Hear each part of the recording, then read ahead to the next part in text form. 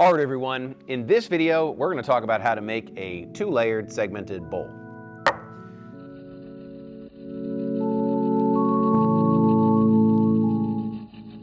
So for this project, we're going to take two rings of 12 segments that are already cut and glue them together so that we can get it on the lathe and make this bowl. I'm going to show you how to do this one specifically.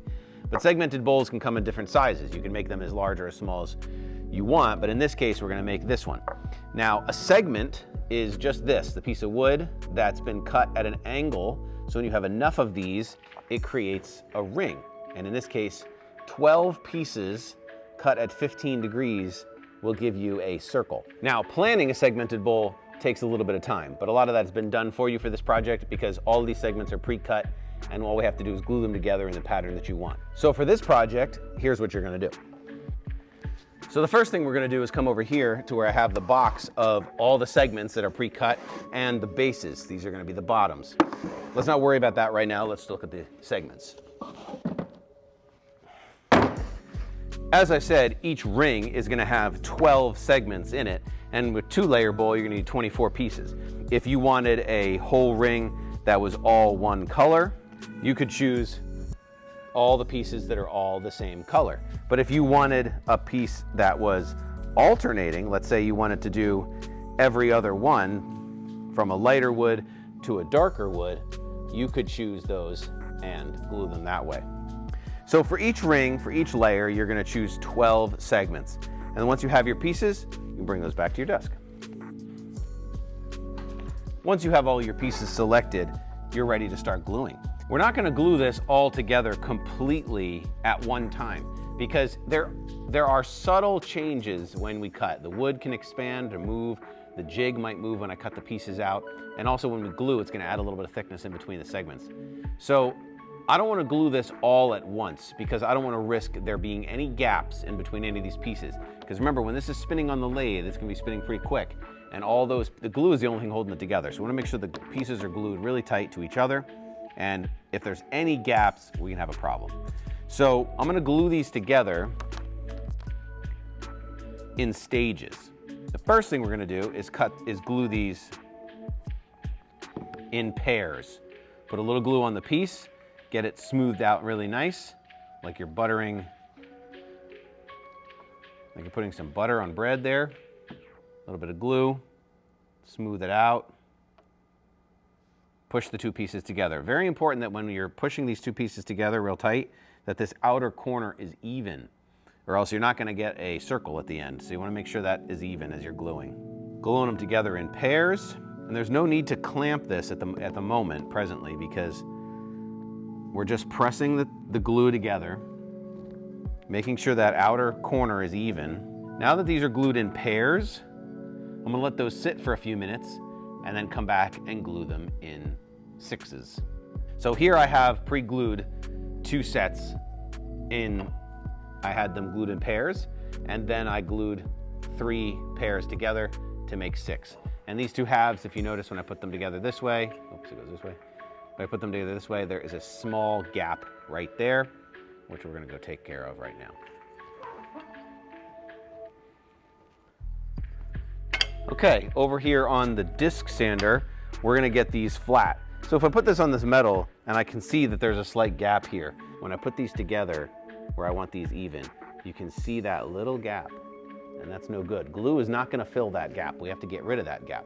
So we're going to come over here, I'm just going to sand this nice and straight and even on the disc to just flatten those pieces out. And you don't want to go too far because if you sand too much, you're going to make this not a circle anymore. It's going to look like an almond or something.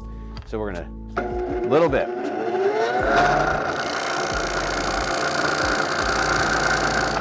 That's all I need, just a tiny bit.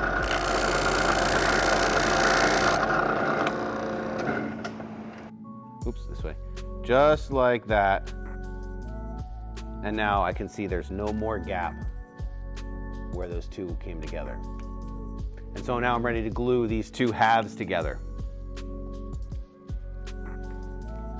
Now I can comfortably take some glue, smooth it out nice, and glue it to the other pieces.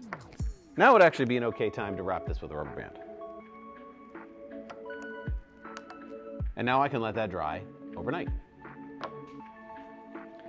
Now, for the sake of time, I have 2 rings already glued and fully dried. And I'm gonna show you how to run these through the surface sander. Now, as we went over the surface sander, these are a little too small to go through all by themselves. So we have to put one right behind the other to make it long enough to get through the rollers to go all the way through. So we fire it up, set our depth, 3/4 of an inch, and we pass these through just so we can hear it lightly sanding.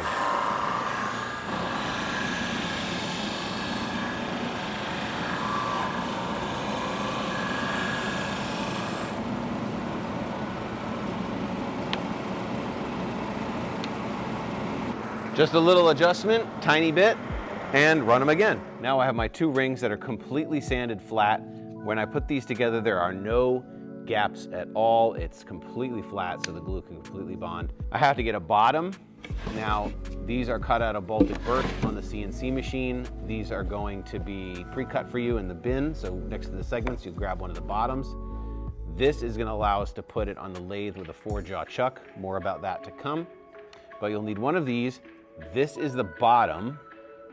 So this does not go on the what will become the inside of the bowl. I need to see this. This needs to be, well, this is how the bowl is gonna be, but right now we're gonna assemble it upside down. So this is facing up, and then the 2 rings are below that. Now, just like on a brick wall, when you build a brick wall, you stagger the joints. You don't have these lines lined up with each other. When you glue these 2 lines, these lines should not be lined up. The wood should span the gap evenly all the way around so that this piece above is glued to both of those and it will hold it together. So we're gonna take our whatever layer we want to be on the top first, then whatever layer we want to be on in the middle, and then the bottom. And we wanna make them all nice and even. So first we're gonna get a little glue on there.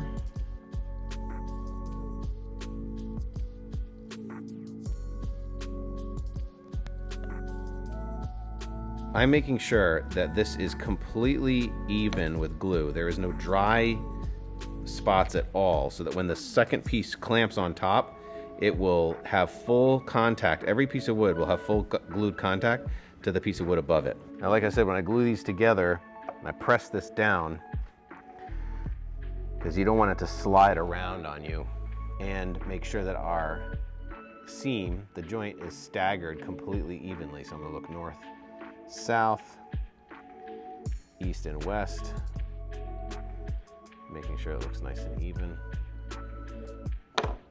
And that looks pretty good.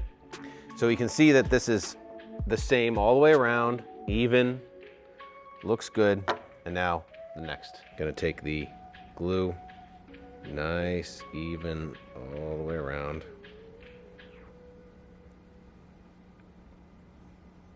And then smooth it out. I want to make sure this bottom doesn't have anything that could interfere, like any fuzz or wood chips or anything. So the smooth part, the not cut part, needs to get glued to the rings. And the target sign here has got to be on the top.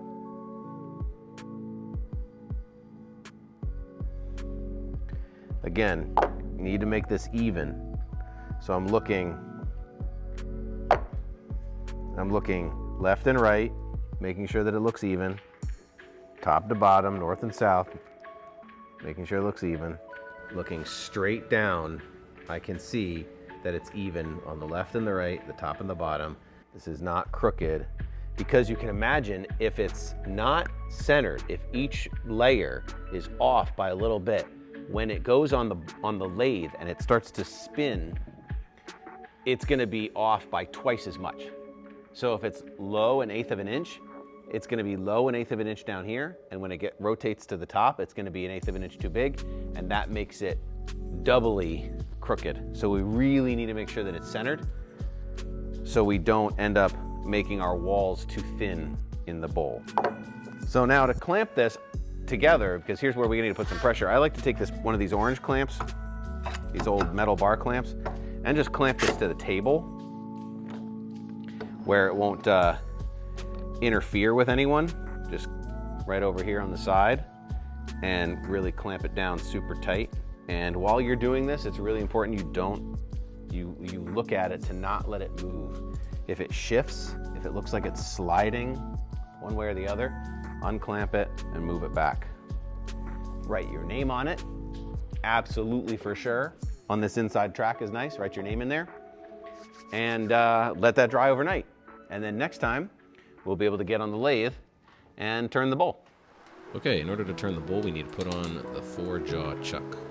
This has 4 jaws that expand, and that's going to hold the bowl on the lathe. I'm going to put the 2 rods in, pull the left one toward you to tighten it up. I've sped this up for sake of time. This is double speed. Set the tool rest up in front of the bowl as we normally would, about an 1/8 inch away, and use the gouge to just get the majority of the wood shaped into a circle. Once you have all the flat edges eliminated, we can take the scraper and start making the shape of the bowl. The base is a little smaller than that bottom ring on purpose because we want it to taper down. So using the round nose and the V scrapers and the skew, just shaping the bottom. Be very careful not to hit the metal 4-jaw chuck with the tool when you're doing this. That's critical. Now just getting the basic bowl shape with the round nose scraper. So the outside is roughly the shape I want. And now we'll move to the inside. Adjust the tool rest so that it is 1/8 of an inch away, about center, and I'm going to use the V scraper to just flatten off the top of the bowl. Lead with the tip of the V scraper. Don't just press it into the wood, but actually use the tip of the tool to cut a groove and scrape along. And now we can move the tool rest inside the bowl slightly and start using the tip of the V scraper to cut along the inside of that upper ring. It's kind of like what we did on the outside, but just on the inside. Slowly chipping away at the first ring and then leading down into the second ring. There's a lot of tool rest adjustment in this phase because you want the tool rest to be close to the wood. If you get too far away from the tool rest, the leverage, it's an awkward position. You'll get the tool will pull. It'll give you some trouble. So you want to move the tool rest close and continually adjust it as you work. And try not to cut the base too much because we don't want to cut through the bottom of the bowl. So just cutting down the inside wall of the bowl. Getting rid of all the glue residue you might see at the bottom. Check the thickness, the walls of the bowl, so I have nice consistency down the whole thing. When you're working on the inside of the bowl, you need to make sure the tool is flat on the tool rest. I usually press down on the tool or hang my thumb from it so that it's pressed down flat. That looks pretty good. Now just with the round nose scraper, I'll just lightly even out the bottom of the bowl. Again, not taking off a lot of material here, just a slight bit of material to smooth out the transition in the bottom from that bottom ring to the base. Because if you cut through the bottom, remember there's that hole in the other side that we used to secure to the 4-jaw chuck. You don't have that much material in the base, you don't want to cut through it. So now just some final touches, little round nose scraper to round over the top lip of the bowl so it's not sharp. And now we'll move into sanding. Familiar procedure, put the dust collector over the project and starting with 100 grit, sanding the bowl inside and out. Try to keep the sandpaper moving. You're going to cause friction, so you don't want to get a burn, so just keep it moving. Check frequently so that it doesn't get too hot. And be very careful not to touch the metal 4-jaw chuck as it's spinning. Only sand the bowl and don't touch it while it's spinning. That's very important. Moving up to finer grit until it's all nice and smooth. And now we're done. Loosen up the 4-jaw chuck. And this can be finished on the lathe with wax or brushed on polyurethane or both. They both look good.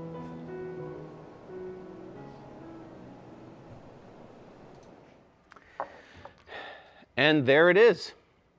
The 2-layered segmented bowl. Congratulations, you finished it. Sanded smooth, polyurethane. Wonderful job. You can build on this now into making taller and more complex segmented turnings. Well done, everybody.